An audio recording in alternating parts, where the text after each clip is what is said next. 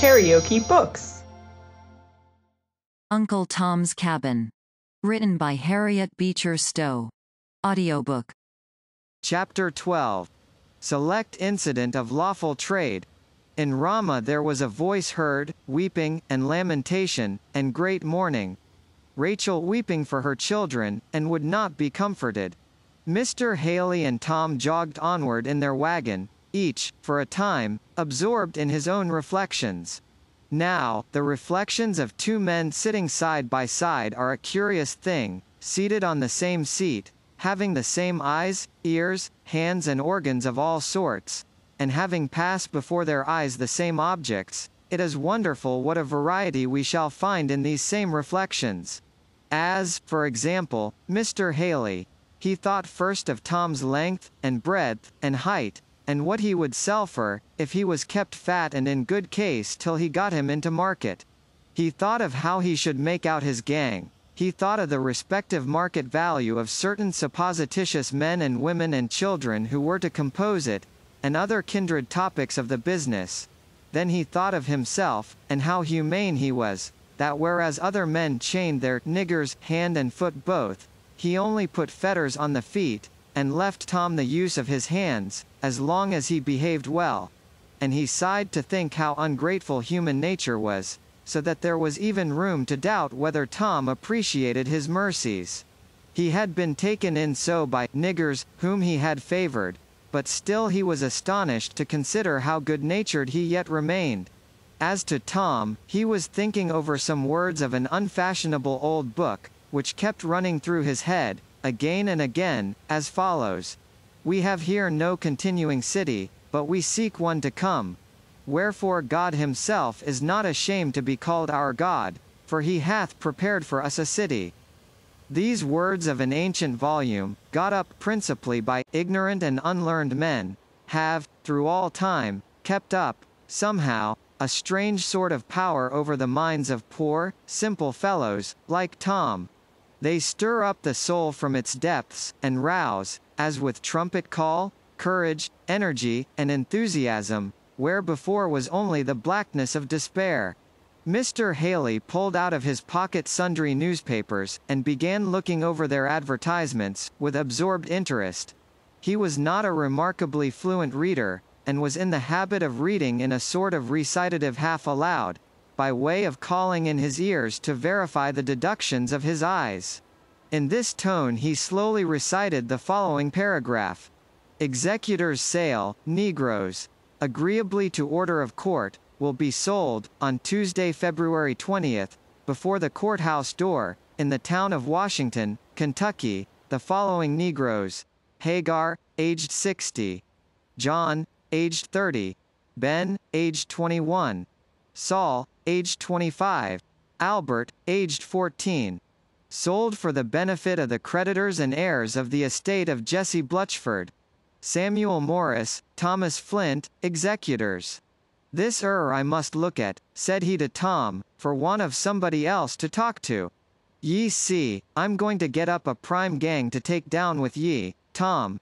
It'll make it sociable and pleasant like, good company will, ye know.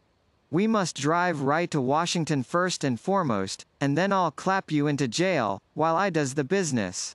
Tom received this agreeable intelligence quite meekly, simply wondering, in his own heart, how many of these doomed men had wives and children, and whether they would feel as he did about leaving them.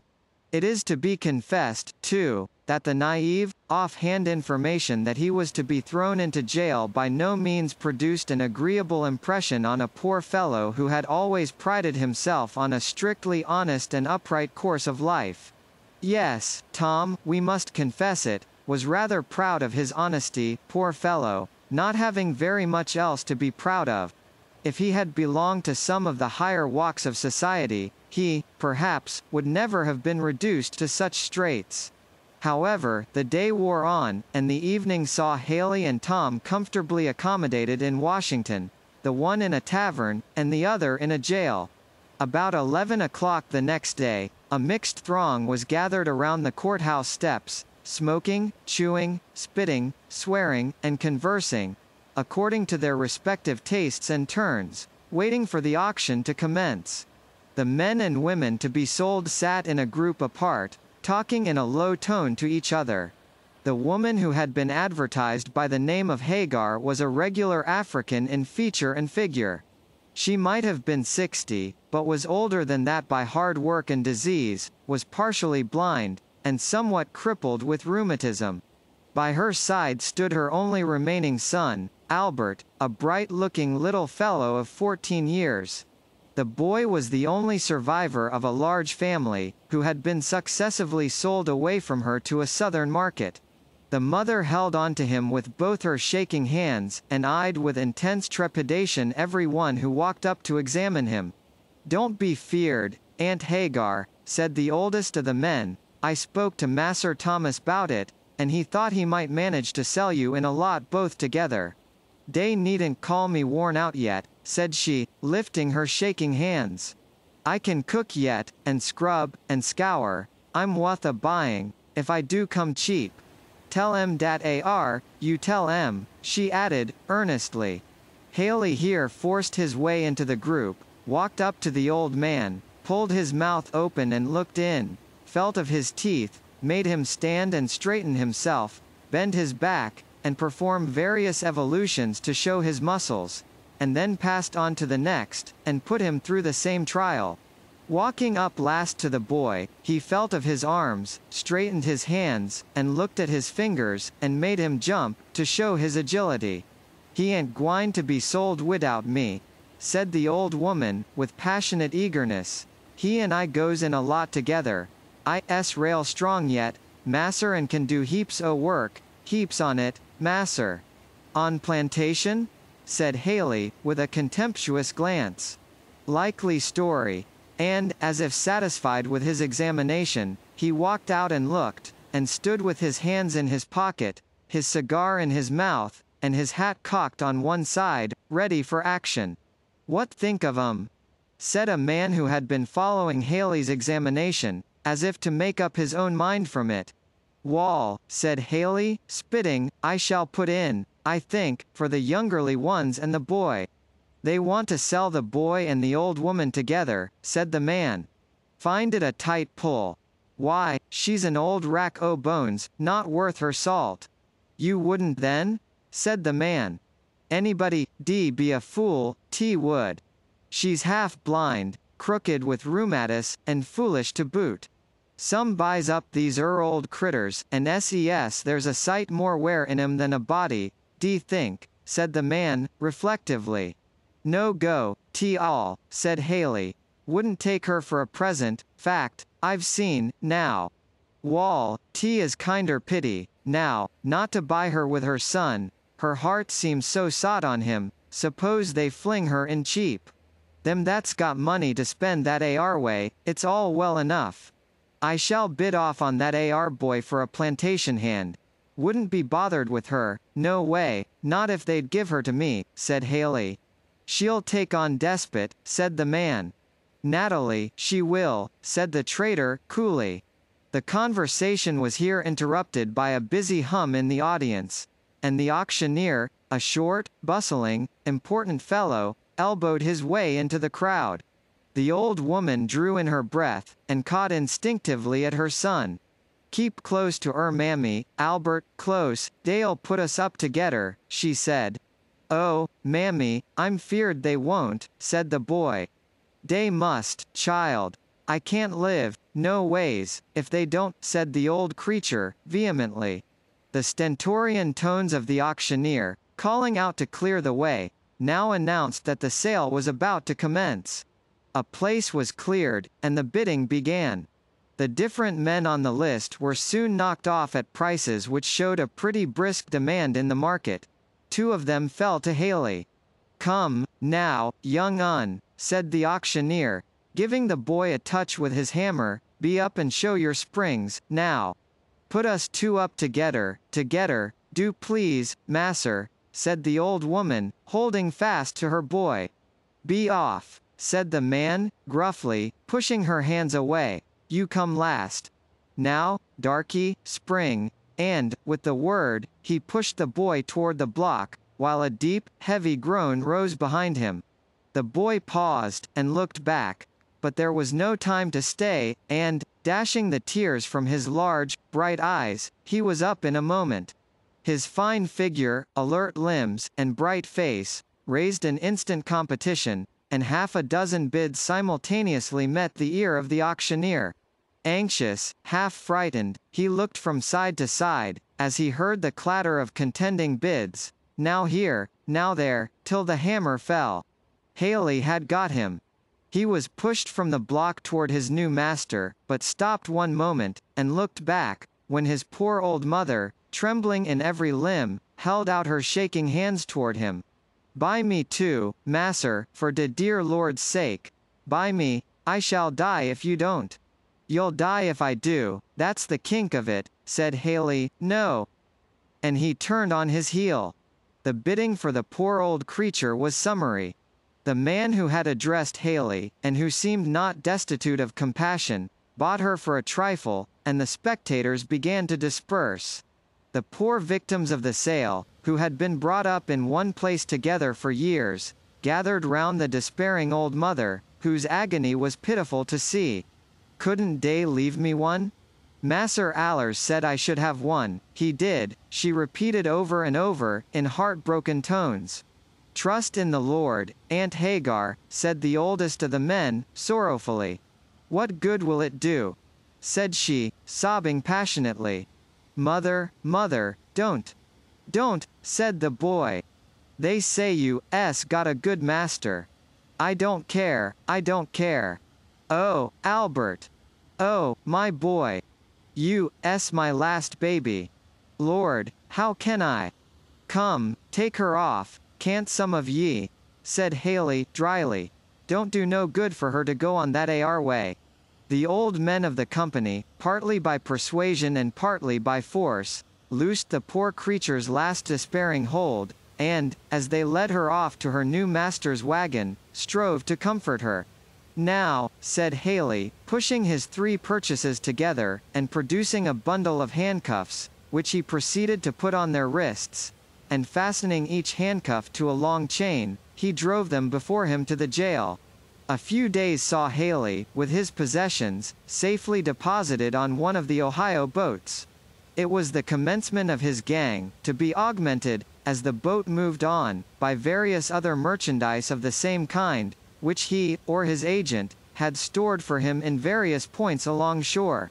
The La Belle Riviere, as brave and beautiful a boat as ever walked the waters of her namesake river, was floating gaily down the stream, under a brilliant sky, the stripes and stars of free America waving and fluttering overhead.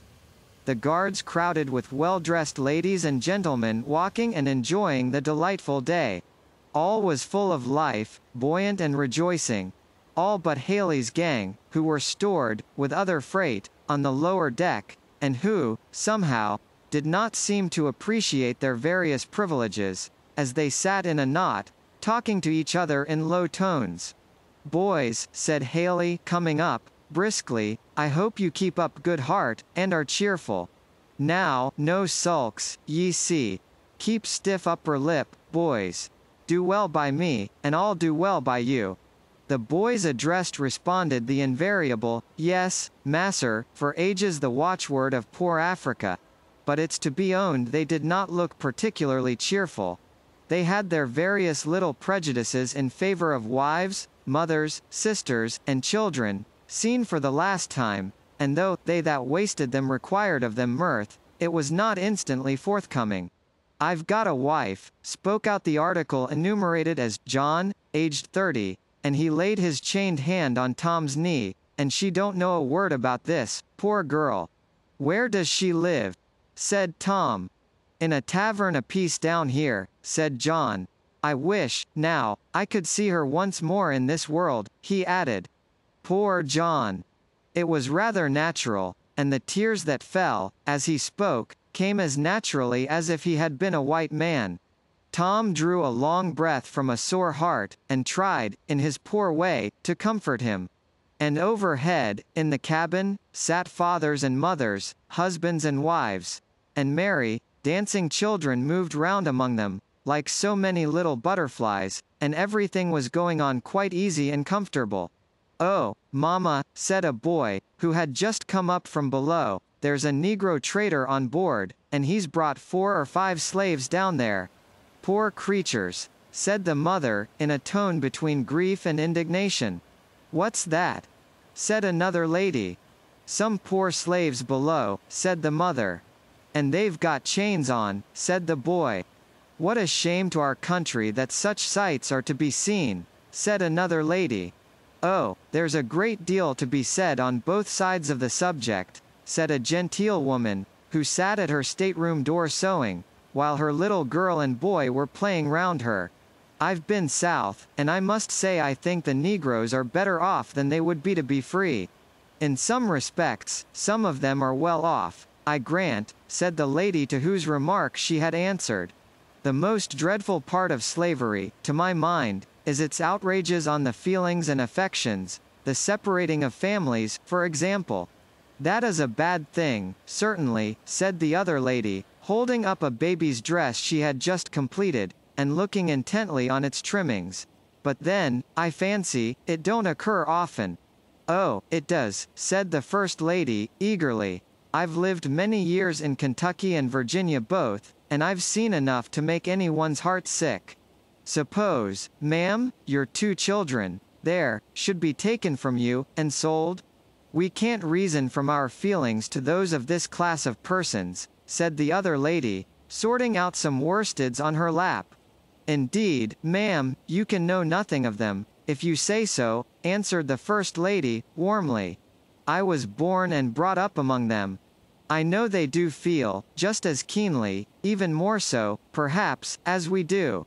The lady said, "Indeed," yawned, and looked out the cabin window, and finally repeated, for a finale, the remark with which she had begun, "After all, I think they are better off than they would be to be free."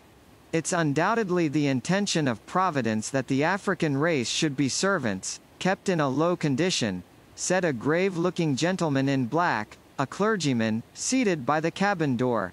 "Cursed be Canaan, a servant of servants shall he be, the scripture says." "I say, stranger, is that what that text means?" said a tall man, standing by. "Undoubtedly. It pleased Providence, for some inscrutable reason, to doom the race to bondage, ages ago, and we must not set up our opinion against that." "Well, then, we'll all go ahead and buy up niggers," said the man, "if that's the way of Providence, won't we, Squire?" said he, turning to Haley, who had been standing, with his hands in his pockets, by the stove and intently listening to the conversation. "Yes," continued the tall man, "we must all be resigned to the decrees of Providence. Niggers must be sold, and trucked round, and kept under, it's what they's made for. Pears like this view's quite refreshing, ain't it, stranger?" said he to Haley. "I never thought on tea," said Haley. "I couldn't have said as much, myself. I haunt no larning. I took up the trade just to make a living. If 'tan't right, I calculated to pent on tea in time, ye know. And now you'll save yourself the trouble, won't ye?" said the tall man. "See what tea is, now, to know Scripture.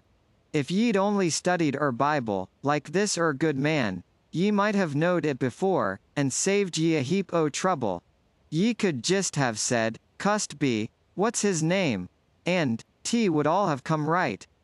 And the stranger, who was no other than the honest drover whom we introduced to our readers in the Kentucky Tavern, sat down, and began smoking, with a curious smile on his long, dry face. A tall, slender young man, with a face expressive of great feeling and intelligence, here broke in, and repeated the words, "All things whatsoever ye would that men should do unto you, do ye even so unto them." I suppose, he added, that is Scripture, as much as, "Cursed be Canaan." "Wall, it seems quite as plain a text, stranger," said John the drover, "to poor fellows like us, now," and John smoked on like a volcano. The young man paused, looked as if he was going to say more, when suddenly the boat stopped, and the company made the usual steamboat rush, to see where they were landing. "Both them chaps parsons?" said John to one of the men, as they were going out. The man nodded.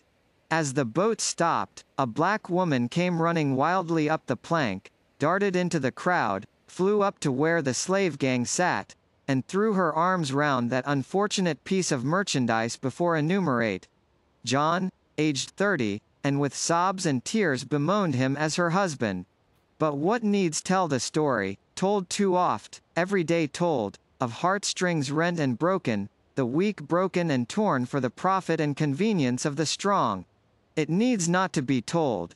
Every day is telling it, too, in the ear of one who is not deaf, though he be long silent. The young man who had spoken for the cause of humanity and God before stood with folded arms, looking on this scene. He turned, and Haley was standing at his side. "My friend," he said, speaking with thick utterance, how dare you, carry on a trade like this? Look at those poor creatures. Here I am, rejoicing in my heart that I am going home to my wife and child, and the same bell which is a signal to carry me onward towards them will part this poor man and his wife forever. Depend upon it, God will bring you into judgment for this." The trader turned away in silence. "I say, now," said the drover, touching his elbow, "there's differences in parsons, ain't there?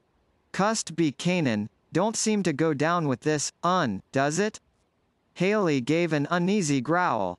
"And that AR ain't the worst on T," said John. "Mabbe it won't go down with the Lord, neither, when ye come to settle with him, one o' these days, as all on us must, I reckon." Haley walked reflectively to the other end of the boat. "If I make pretty handsomely on one or two next gangs," he thought, "I reckon I'll stop off this it's really getting dangerous." And he took out his pocketbook, and began adding over his accounts, a process which many gentlemen besides Mr. Haley have found a specific for an uneasy conscience. The boat swept proudly away from the shore, and all went on merrily, as before. Men talked, and loafed, and read, and smoked. Women sewed, and children played, and the boat passed on her way. One day, when she lay to for a while at a small town in Kentucky, Haley went up into the place on a little matter of business. Tom, whose fetters did not prevent his taking a moderate circuit, had drawn near the side of the boat, and stood listlessly gazing over the railing. After a time, he saw the trader returning, with an alert step, in company with a colored woman, bearing in her arms a young child. She was dressed quite respectably, and a colored man followed her, bringing along a small trunk. The woman came cheerfully onward, talking, as she came, with the man who bore her trunk, and so passed up the plank into the boat. The bell rung, the steamer whizzed, the engine groaned and coughed, and away swept the boat down the river. The woman walked forward among the boxes and bales of the lower deck, and, sitting down, busied herself with chirruping to her baby. Haley made a turn or two about the boat, and then, coming up, seated himself near her, and began saying something to her in an indifferent undertone. Tom soon noticed a heavy cloud passing over the woman's brow, and that she answered rapidly, and with great vehemence. "I don't believe it, I won't believe it," he heard her say. "You're just a foolin' with me. If you won't believe it, look here," said the man, drawing out a paper. "This 'er's the bill of sale, and there's your master's name to it. And I paid down good solid cash for it, too, I can tell you, so, now. I don't believe masser would cheat me so, it can't be true," said the woman, with increasing agitation. "You can ask any of these men here, that can read writing. Here," he said, to a man that was passing by, "just read this won't you? This gal won't believe me, when I tell her what 'tis. Why, it's a bill of sale, signed by John Fosdick," said the man, "making over to you the girl Lucy and her child. It's all straight enough, for aught I see." The woman's passionate exclamations collected a crowd around her, and the trader briefly explained to them the cause of the agitation. "He told me that I was going down to Louisville, to hire out as cook to the same tavern where my husband works, that's what masser told me, his own self, and I can't believe he'd lie to me," said the woman. But he has sold you, my poor woman, there's no doubt about it, said a good-natured-looking man, who had been examining the papers. He has done it, and no mistake. Then it's no account talking, said the woman, suddenly growing quite calm.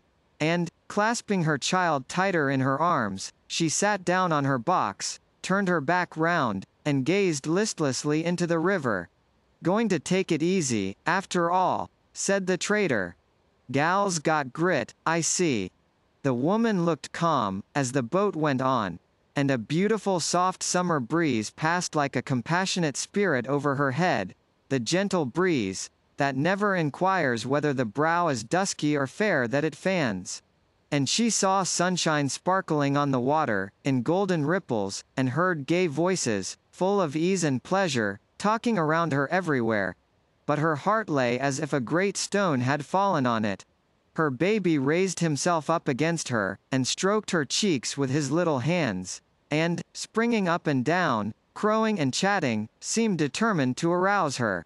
She strained him suddenly and tightly in her arms, and slowly one tear after another fell on his wondering, unconscious face. And gradually she seemed, and little by little, to grow calmer, and busied herself with tending and nursing him.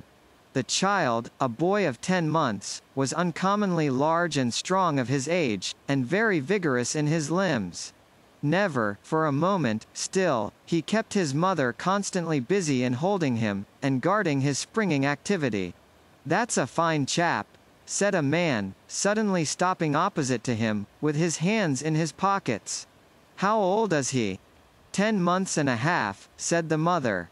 The man whistled to the boy, and offered him part of a stick of candy, which he eagerly grabbed at, and very soon had it in a baby's general depository, to wit, his mouth. Rum fellow, said the man, knows what's what, and he whistled, and walked on. When he had got to the other side of the boat, he came across Haley, who was smoking on top of a pile of boxes. The stranger produced a match, and lighted a cigar, saying, as he did so, "Decentish kind o' wench you've got round there, stranger." "Why, I reckon she is tolerable fair," said Haley, blowing the smoke out of his mouth. "Taking her down south?" said the man. Haley nodded, and smoked on. "Plantation hand?" said the man. "Wall," said Haley, "I'm fillin' out an order for a plantation, and I think I shall put her in. They telled me she was a good cook, and they can use her for that, or set her at the cotton picking. She's got the right fingers for that. I looked at 'em. Sell well, either way," and Haley resumed his cigar. "They won't want the young un on the plantation," said the man. "I shall sell him, first chance I find," said Haley, lighting another cigar. "Suppose you'd be selling him tolerable cheap," said the stranger, mounting the pile of boxes, and sitting down comfortably.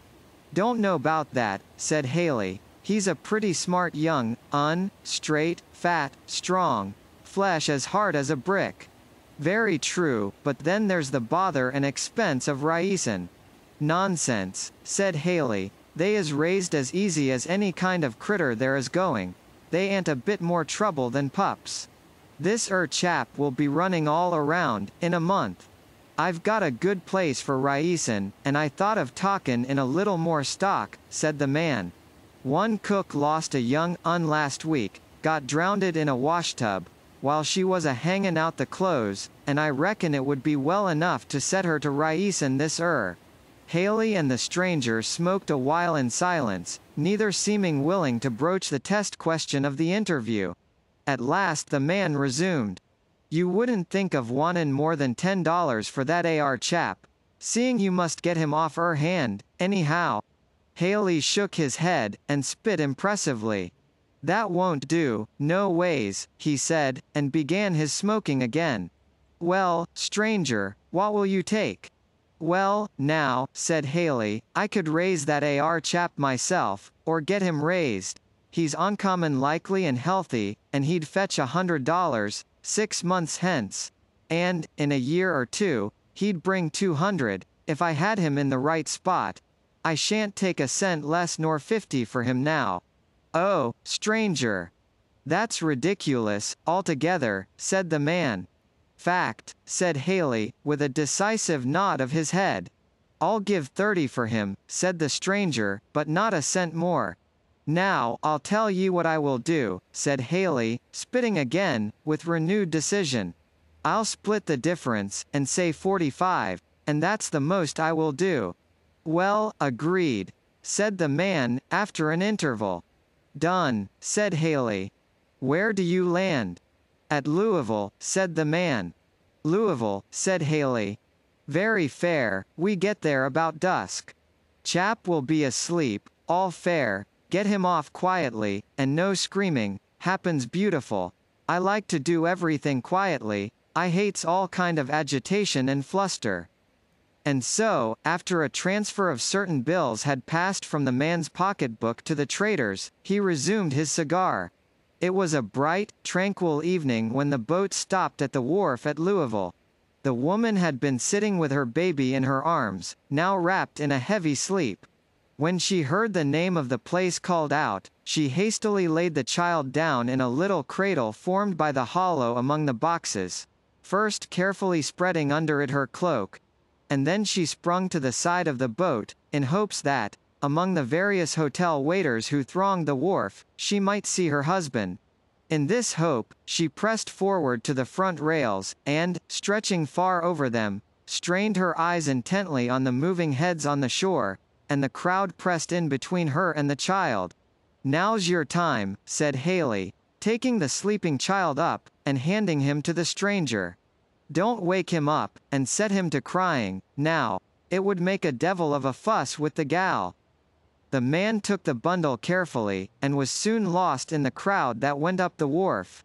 When the boat, creaking, and groaning, and puffing, had loosed from the wharf, and was beginning slowly to strain herself along, the woman returned to her old seat. The trader was sitting there, the child was gone. Why, where? She began, in bewildered surprise. Lucy, said the trader, your child's gone. You may as well know it first as last. You see, I knowed you couldn't take him down south, and I got a chance to sell him to a first-rate family, that'll raise him better than you can. The trader had arrived at that stage of Christian and political perfection which has been recommended by some preachers and politicians of the North, lately, in which he had completely overcome every humane weakness and prejudice. His heart was exactly where yours, sir, and mine could be brought, with proper effort and cultivation. The wild look of anguish and utter despair that the woman cast on him might have disturbed one less practiced, but he was used to it. He had seen that same look hundreds of times. You can get used to such things, too, my friend, and it is the great object of recent efforts to make our whole northern community used to them, for the glory of the Union. So the trader only regarded the mortal anguish which he saw working in those dark features, those clenched hands, and suffocating breathings, as necessary incidents of the trade, and merely calculated whether she was going to scream, and get up a commotion on the boat. For, like other supporters of our peculiar institution, he decidedly disliked agitation. But the woman did not scream. The shot had passed too straight and direct through the heart, for cry or tear. Dizzily she sat down. Her slack hands fell lifeless by her side. Her eyes looked straight forward, but she saw nothing. All the noise and hum of the boat, the groaning of the machinery, mingled dreamily to her bewildered ear. And the poor, dumb-stricken heart had neither cry nor tear to show for its utter misery. She was quite calm. The trader, who, considering his advantages, was almost as humane as some of our politicians, seemed to feel called on to administer such consolation as the case admitted of. I know this comes kinder hard, at first, Lucy, said he, but such a smart, sensible gal as you are, won't give way to it. You see it's necessary, and can't be helped. Oh. Don't, masser, don't, said the woman, with a voice like one that is smothering. You're a smart wench, Lucy, he persisted. I mean to do well by ye, and get ye a nice place down river, and you'll soon get another husband, such a likely gal as you. Oh. "Masser, if you only won't talk to me now," said the woman, in a voice of such quick and living anguish that the trader felt that there was something at present in the case beyond his style of operation. He got up, and the woman turned away, and buried her head in her cloak. The trader walked up and down for a time, and occasionally stopped and looked at her. "Takes it hard, rather," he soliloquized, "but quiet, though, let her sweat a while. She'll come right, by and by." Tom had watched the whole transaction from first to last, and had a perfect understanding of its results. To him, it looked like something unutterably horrible and cruel, because, poor, ignorant black soul, he had not learned to generalize, and to take enlarged views. If he had only been instructed by certain ministers of Christianity, he might have thought better of it, and seen in it an everyday incident of a lawful trade. A trade which is the vital support of an institution which an American divine tells us has no evils but such as are inseparable from any other relations in social and domestic life. But Tom, as we see, being a poor, ignorant fellow, whose reading had been confined entirely to the New Testament, could not comfort and solace himself with views like these. His very soul bled within him for what seemed to him the wrongs of the poor suffering thing that lay like a crushed reed on the boxes. The feeling, living, bleeding, yet immortal thing, which American state law coolly classes with the bundles, and bales, and boxes, among which she is lying. Tom drew near, and tried to say something, but she only groaned.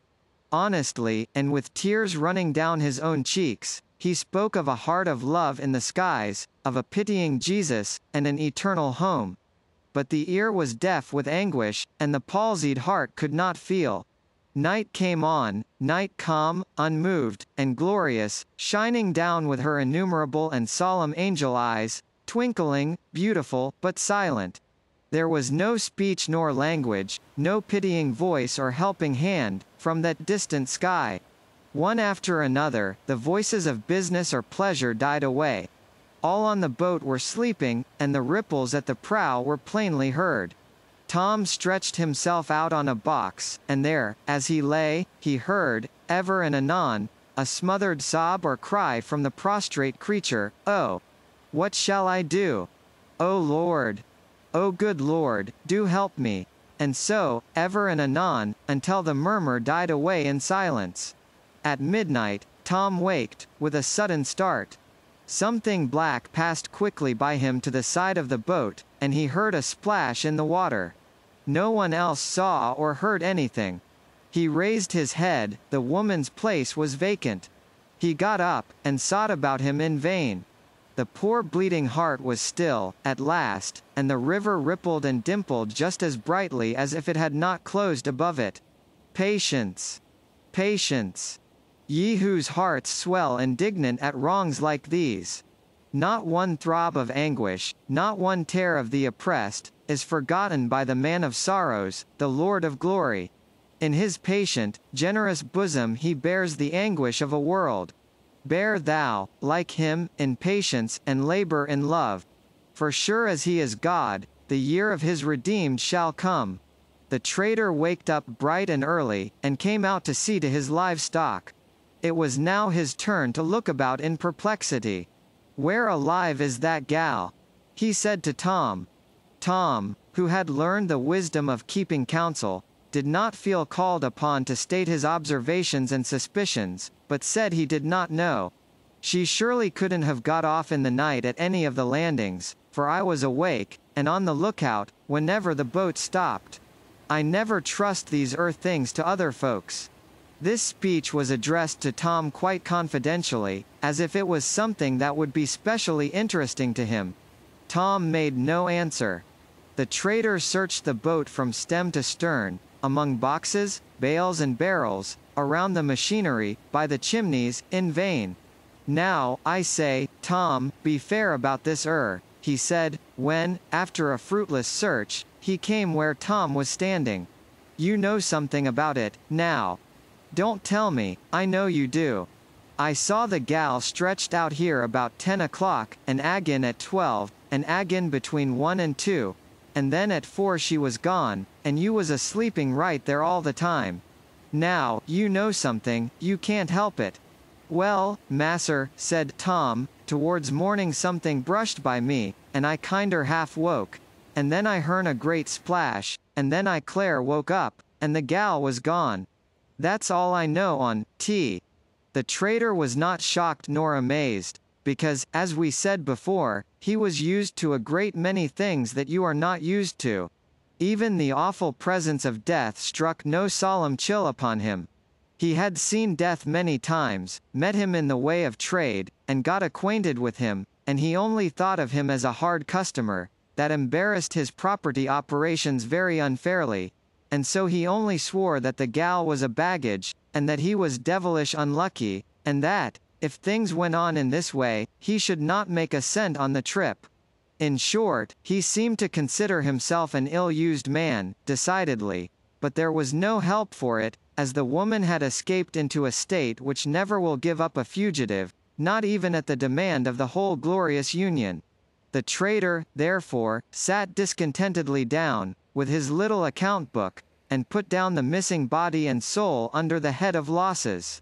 He's a shocking creature, isn't he, this trader? So unfeeling. It's dreadful, really. Oh, but nobody thinks anything of these traders. They are universally despised, never received into any decent society. But who, sir, makes the trader? Who is most to blame? The enlightened, cultivated, intelligent man, who supports the system of which the trader is the inevitable result, or the poor trader himself? You make the public statement that calls for his trade, that debauches and depraves him, till he feels no shame in it, and in what are you better than he? Are you educated and he ignorant, you high and he low, you refined and he coarse, you talented and he simple? In the day of a future judgment, these very considerations may make it more tolerable for him than for you.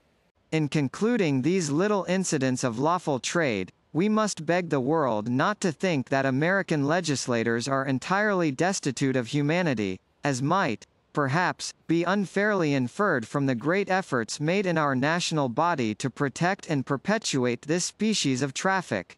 Who does not know how our great men are outdoing themselves, in declaiming against the foreign slave trade? There are a perfect host of Clarksons and Wilberforces risen up among us on that subject, most edifying to hear and behold. Trading Negroes from Africa, dear reader, is so horrid. It is not to be thought of. But trading them from Kentucky, that's quite another thing. KaraokeBooks.